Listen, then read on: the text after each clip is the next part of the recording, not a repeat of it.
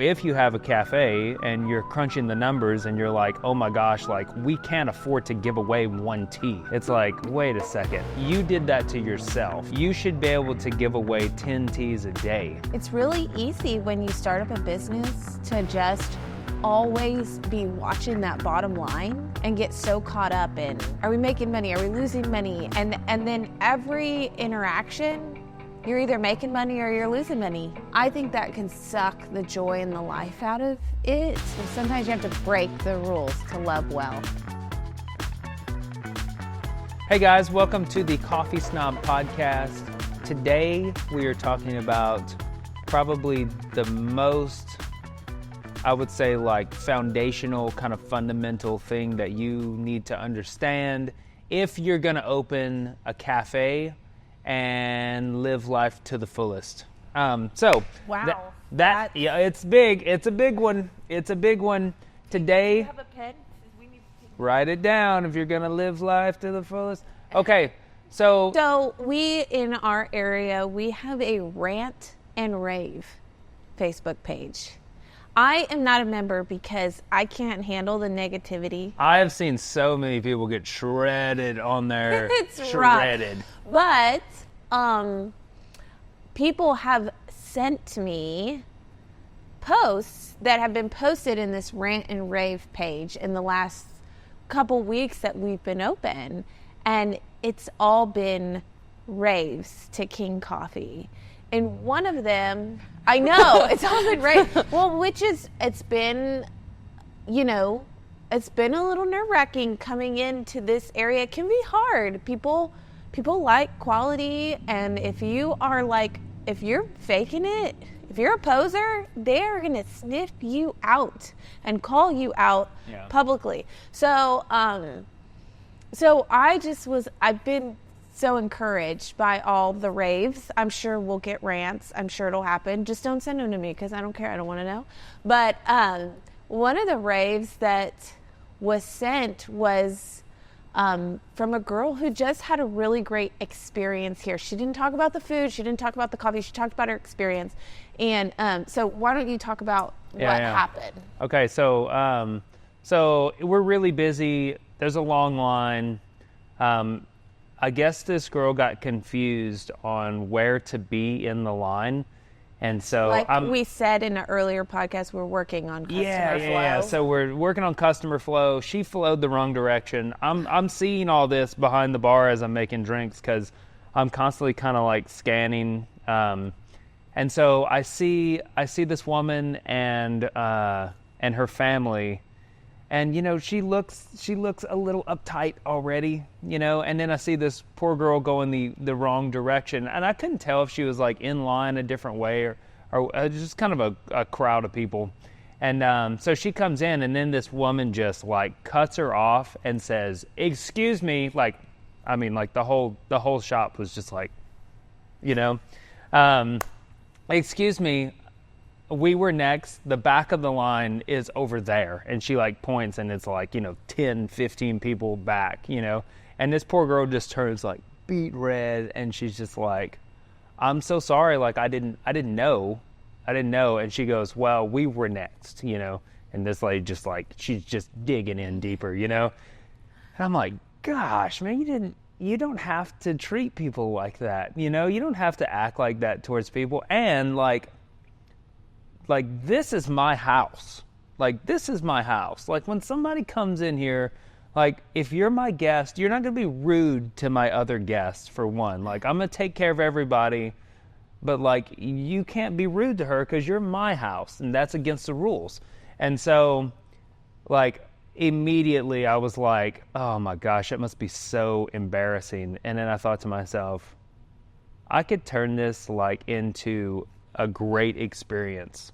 This super embarrassing, humiliate me in front of everybody for something stupid experience.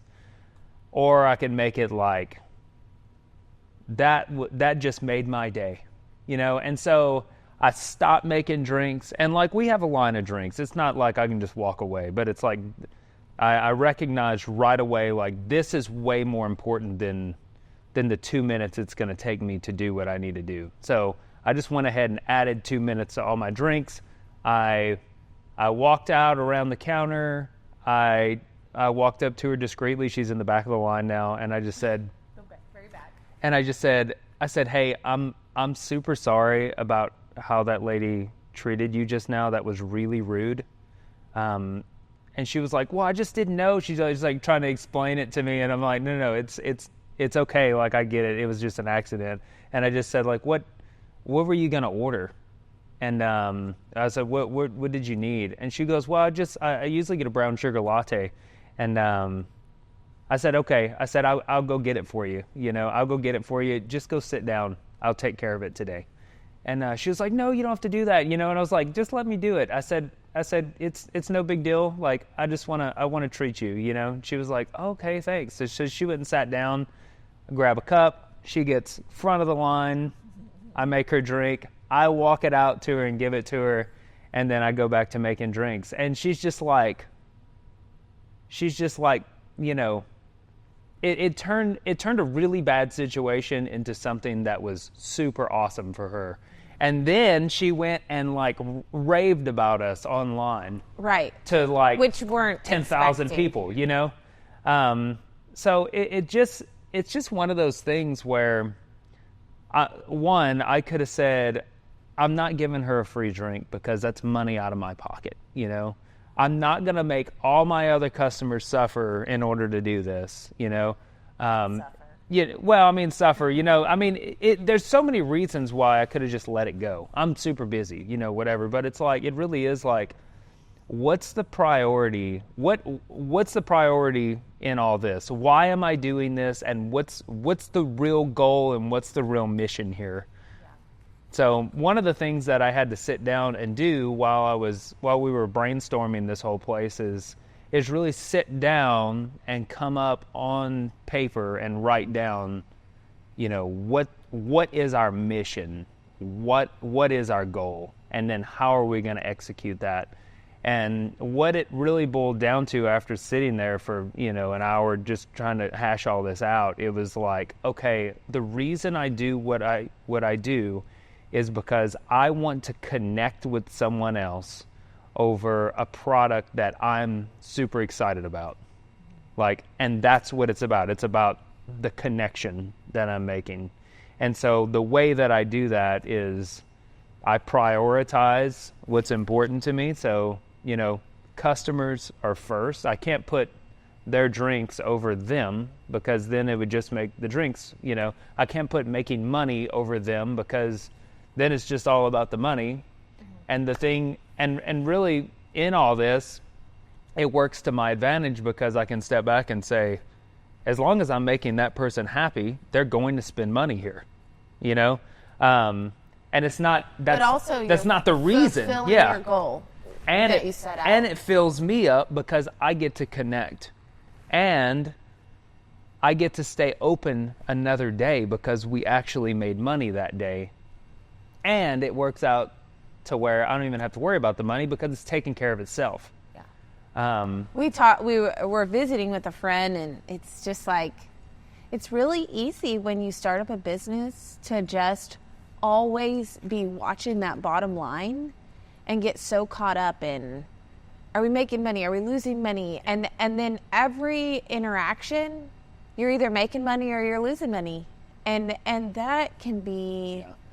I think that can suck the joy and the life out of it, And I think that just investing in a relationship and investing in people, and so if you come and you order a drink and it's bad or you don't like it, or even it's excellent because Lance made it, but it wasn't quite what you thought it was going to be, we can just go ahead and make you another drink, and that's what we want. I was talking to a friend, and she had went to a tea place and it wasn't good, and she brought it back. She was like, this wasn't quite right. I don't know. And the lady was like, okay, let me make you something else, and then charged her again.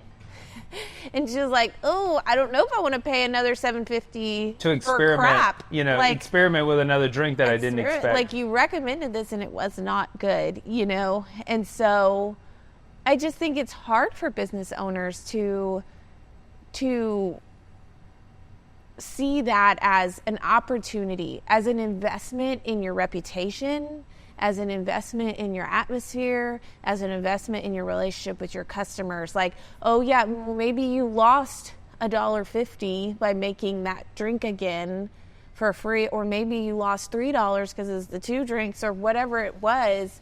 It's like, it's $3 for somebody to have a really good experience at your shop and leave satisfied.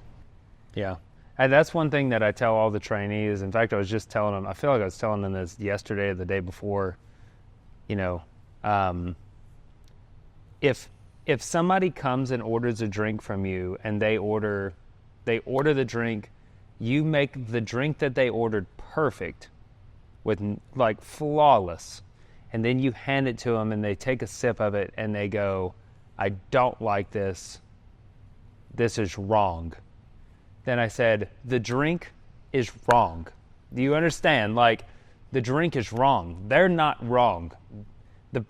What happened was we misunderstood what they wanted.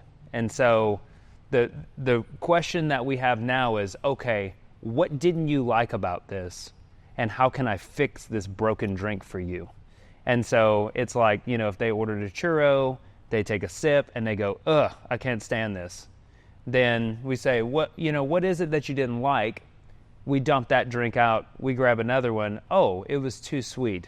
We do half the sweetener. We give it to them, you know, slam dunk. It's like one drink made that person's day. I can't tell you how. Have you had people abuse that, though? Never. Not even at, like, Starbucks? No, never. I've never had people. I've had one guy that really stood out to me when I was at Starbucks anyway. I made his drink exactly like he ordered it, gave it to him. He said, this is wrong. And I tried to kind of talk to him to see. They're not like returning it like 3/4 of the way gone. Yeah. You know, and even if they do, like, those people are really, really easy to identify. Yeah. You know, they stick out because it's a really unusual situation. And it's always like I've come not with that specific, but with people who are just like, you can't, like, any suggestion you make is not satisfactory to them. So you just ask, like, what would make this right to you? Yeah. You tell me what is right and we'll go from there, you know? Well, and with those people, a lot of times they don't even want to get help. And so, like, they want to be hurt and they want to leave but hurt. And so, and really, like, they had a lady that came in the other day. She wanted a Diet Coke. That's the only thing that she wanted. And I said, I'm really sorry, like, we don't carry Diet Coke. And I'm thinking to myself, like, when's the last time you went into a coffee shop and got a Diet Coke? Never, you know? Coffee shops don't carry Diet Coke. Do they? I don't know. No, I don't think so. I've never seen it anyway. The people who like Diet Coke, they really like it. She was not having any of it. And so a lot of times with those people, if I've already served them and they just if they have a problem and, like, nothing is going to make it right, then I go on the register. I don't even tell them. I go on the register. I refund everything. I bring out a ticket and say, we took care of everything today for you. Real sorry about whatever it is. You know, I didn't want you paying for any of that. It's all on us. And you let us know if you need anything else. And it's on me. And most of the time, those people have nothing to say after that. You know, what are they going to do? They're going to leave and say, well, they made me a sandwich I didn't like, and then they gave me my money back for it. You know, and it's like, well, they gave your money back. You know, what are you going to do? You know, so just make it right. Whatever it takes, just make it right. I think it's like, you're not really, like, it wasn't right that lady cut, you know, in line. Right. But we're not dealing with, like, right and wrong kind of thing. You know, it's just like, what's going to love this person well? Right. And it's like, it just blows the rules off. Yeah. What's going to love this person well? How can I show this person love? It's like, it's not right that we give away, you know, this money or whatever, like, in the rules or whatever, you know? Yeah. but Oh, I like that. it's not legal, you know? Yeah. And so Well, sometimes you have to break the rules to love well. Well, that's the That's good. funnest part about it, is because I think those people We know. might coin that. We need a I think those sticker. people know that you're breaking the rules for them. You know what I mean? It's like, oh, nobody gets this type of treatment, you know? So I remember in and there's go no ahead. rule against that. Like they don't have something to say. Yeah, You know, it's yeah, like, yeah. oh, because Right. You can't be it doesn't fit offended any by rule, love. you know, like, yeah. Like, wow, you just did that for me and I didn't even have to ask. Oh, and I really didn't deserve it. I've had that, you know, where people have just gone out of their way and I didn't deserve it. It's actually very humbling. It's humbling. It just kind of makes you go, I should have shut my mouth. You know? Well, so in 2020 we opened Blackjack's in August of 2020. So you could probably imagine what was going on then. What was going on? I don't even remember. August 2020. Was the world coming to an end or something?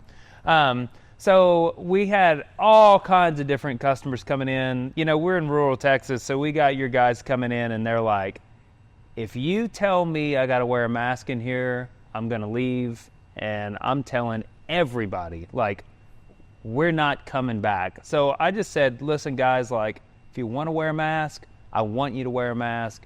If you don't want to wear a mask, it's cool. I'll wear a mask. You know, if you really, whatever, you know.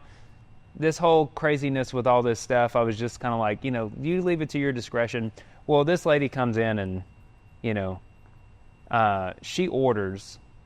And then after she orders, we're making her stuff and she just stops me and just goes, I'm sorry, but like, why is no one wearing a mask in here? Like, this is super dangerous. And I'm thinking, like, you just walked in here and you saw all this, you know, why'd you come in? We're like, wearing gloves to make your food. Like, why didn't you call it in or something? I don't know. So all this is going through my mind, but apparently she didn't care that much, just enough to tell me afterwards. So I just said, like, you know, I'm really sorry. Like, I try to leave it up to people to decide, you know, what they want to do. I can't, you know, make somebody or force somebody to do anything, and I'm not going to.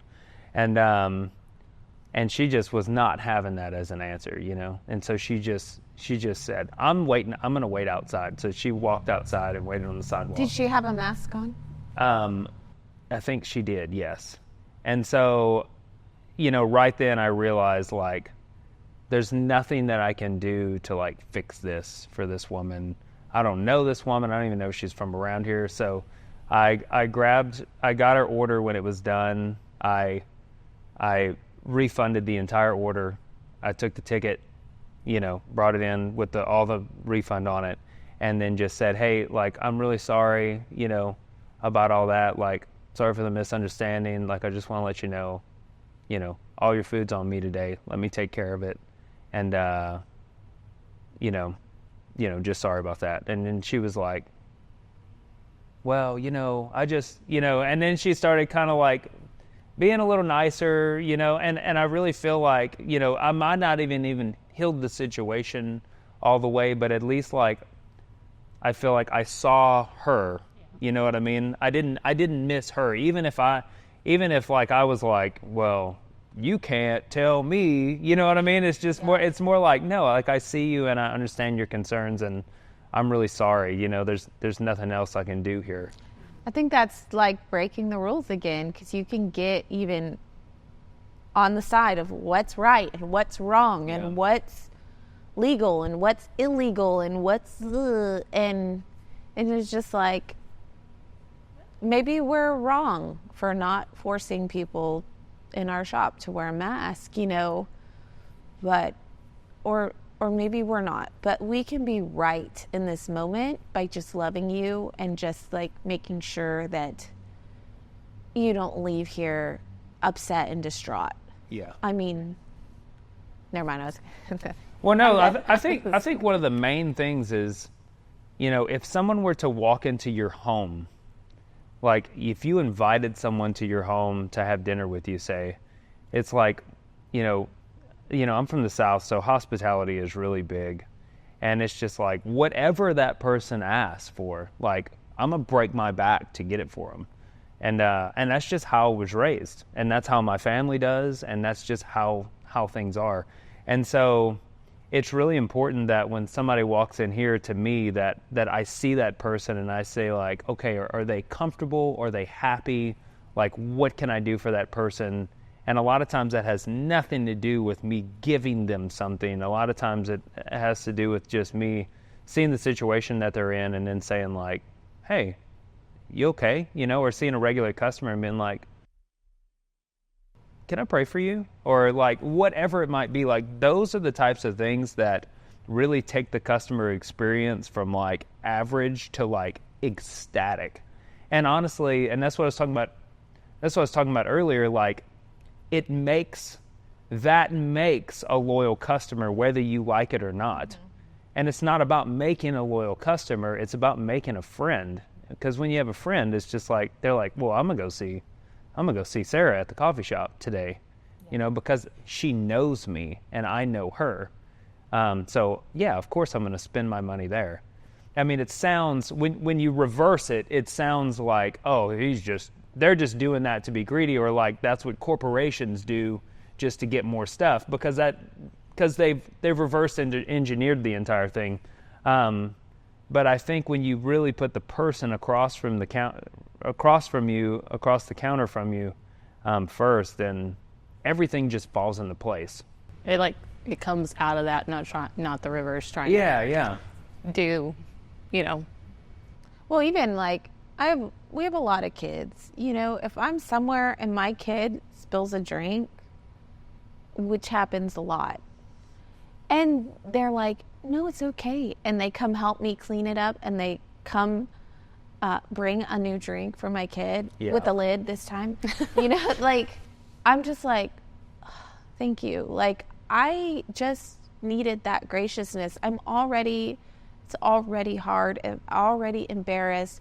I'm already out this kid's out a drink, you know, like, and it was just an accident. And like, if the place that I'm at, the venue that I'm at responds like, oh, too bad, so sad, you know, then it's just like, I'm just there and I'm just like, frustrated. Yeah. But if they respond, which a lot of times they do, like I said, it happens with 5 kids. They're just spilling stuff all the time.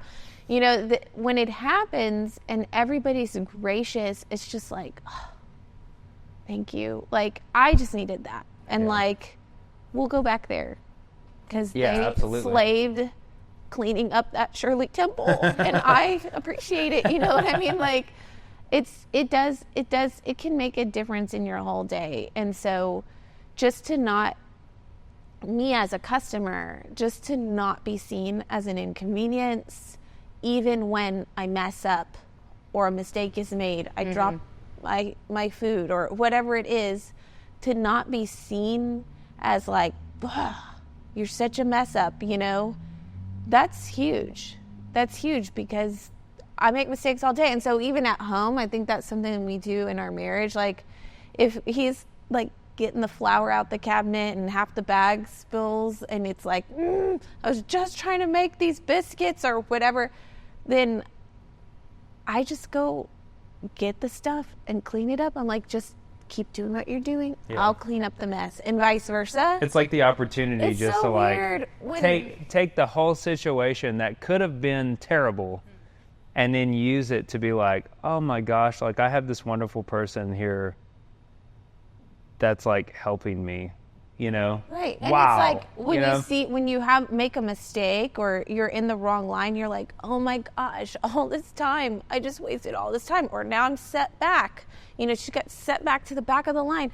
Even at home with things, it's like I'm going to get these dishes done, and then I got to go do this thing, and then I can go sit down and relax, and then a cup breaks. And if Lance comes and sweeps up and vacuums up the glass, I could still go get that other thing done, and then we could still get a break. Barefoot children. Yeah. Get out of here, glass! Yeah. You know what I mean? It's just like, it's as if it didn't happen. It's like grace. It's just grace. And I know we need to be giving people grace. Yeah. So We got it to give, so we give it. yeah, and we need to give ourselves grace, and we even need to give our businesses grace. I just think that, like we said at the beginning, if you're so strapped that $2 or $3 lost on a drink is enough to put you out, that like you're ringing people up, then something needs to be reevaluated. There needs to be some kind of grace there for even for you as a business owner to not be like, we got to make profits in 2 months. We better be making a profit. It's like, well, and with the money side of thing, and this is what I told my partner, because our coffee bill is tremendous because we get the best beans in the world, So we get the best beans I can possibly find, that I can possibly get my hands on, and I'm dead serious about that. Hashtag Oak Cliff Roasters. Yeah, they're great. They do an amazing job, and so, our